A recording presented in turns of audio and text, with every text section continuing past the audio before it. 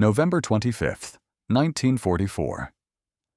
The Pacific Ocean heaves like a living thing beneath a low, iron-gray sky. I am standing on the pitching deck of an American escort carrier somewhere east of the Philippines. The wind carries the sharp smell of fuel and hot metal. Radar alarms are already screaming below decks. Men freeze mid-motion, every instinct sharpened to a razor's edge. Somewhere beyond the haze, a single aircraft is approaching. At first, it looks wrong. Too small. Too slow. Not the kind of threat that should worry the most powerful Navy on Earth. Yet no one relaxes. Fingers tighten around gun triggers. Officers shout orders they have shouted 100 times before. Because every man here understands something dreadful. This aircraft is not coming to fight. It is coming to die. I have spent years studying the weapons of the Second World War, but few unsettle me as deeply as this one. Not because of its complexity, nor its raw power, but because of its intention. A tiny Japanese aircraft, light, fragile, sometimes barely airworthy, that managed to terrify fleets bristling with radar, fighters, and anti-aircraft guns. To understand why, we must go back to the moment when Japan realized it was losing the war and decided to weaponize death itself. In late 1944, Allied pilots began reporting something strange. Japanese aircraft were no longer breaking off attacks under fire. They did not jink or evade. Some continued diving even as flames tore through their wings. Others slammed straight into ships without releasing bombs at all. At first, these incidents were dismissed as accidents or fanaticism, but patterns soon emerged. This was not chaos. This was doctrine. Japan's situation was desperate. I have read the internal reports, the casualty figures, the frantic correspondence between naval commands. The Imperial Japanese Navy had lost the backbone of its air power at Midway in 1942. Veteran pilots were irreplaceable, and Japan's training system could not produce experienced airmen quickly enough. Fuel shortages crippled flight hours. Aircraft designs stagnated. Against American radar, fighter direction, and mass production, conventional air attacks were becoming suicide missions anyway, so Japan formalized the inevitable. In October 1944, the Special Attack Units were created, Shinpu Tokubetsu Kogekitai. The name evoked the divine wind that once saved Japan from Mongol invasion, but this was no mythic storm. It was cold, calculated policy. Aircraft would no longer be tools for survival. They would become delivery systems for human-guided explosives. The planes chosen for these missions were often modest in size. Fighters like the once legendary Mitsubishi A6M0, now hopelessly outmatched. Dive bombers like the Yokosuka D4Y. Trainers, reconnaissance planes, even obsolete aircraft pulled from storage. Later came purpose-built machines, stripped of everything unnecessary. Armor, radios, landing gear, all sacrificed for range, speed, and explosive mass. One aircraft in particular embodies this philosophy, the Yokosuka MXY-7 Oka. I have stood beside its remains in museums. It is barely recognizable as an aircraft at all. A small cockpit, stubby wings, a massive warhead in the nose, and rocket motors at the rear. Carried beneath a bomber, it would be released close to the fleet. Once ignited, it accelerated faster than most Allied fighters could follow. At terminal speed, interception was almost impossible. Allied sailors called it the Baka bomb. The name was born of fear masked as contempt. Technically, these aircraft were brutally simple. They did not need bomb sights, defensive guns, or escape plans. The pilot was the guidance system. Training focused on a single objective. Do not miss.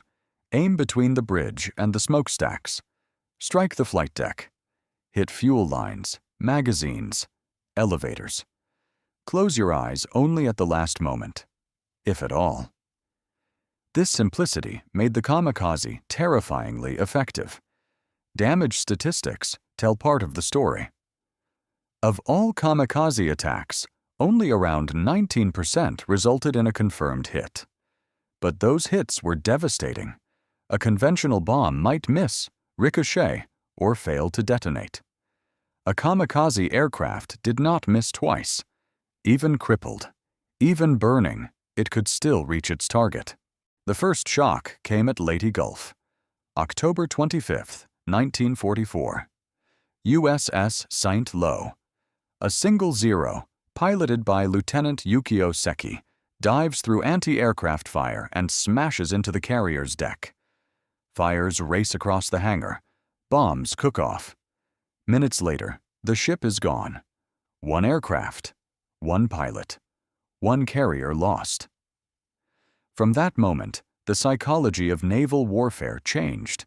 Destroyers were pushed outward as radar pickets, floating early warning stations.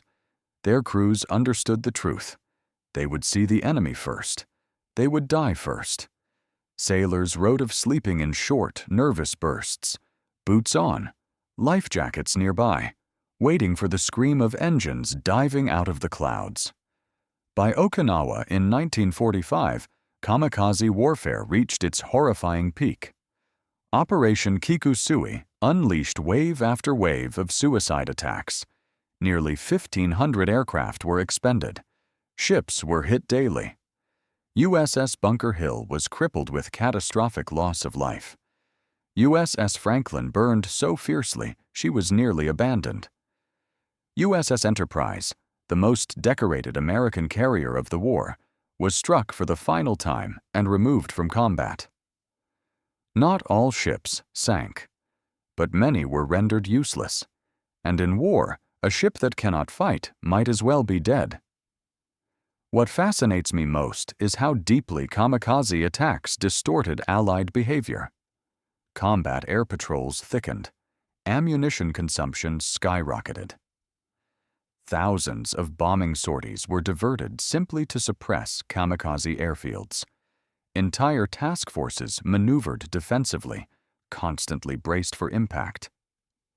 One American admiral would later admit that no weapon unsettled his fleet quite like the suicide plane.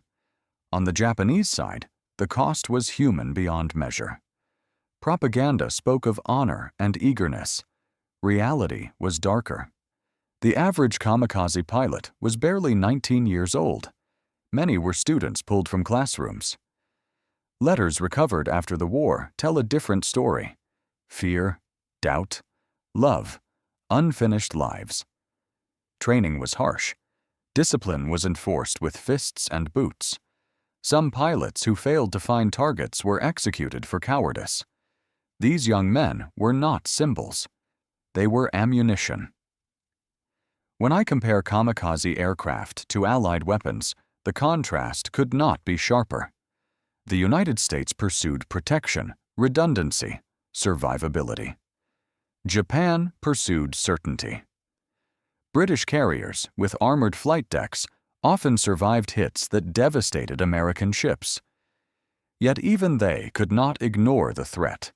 No amount of armor could fully protect against a man who intended to crash directly into the heart of a ship.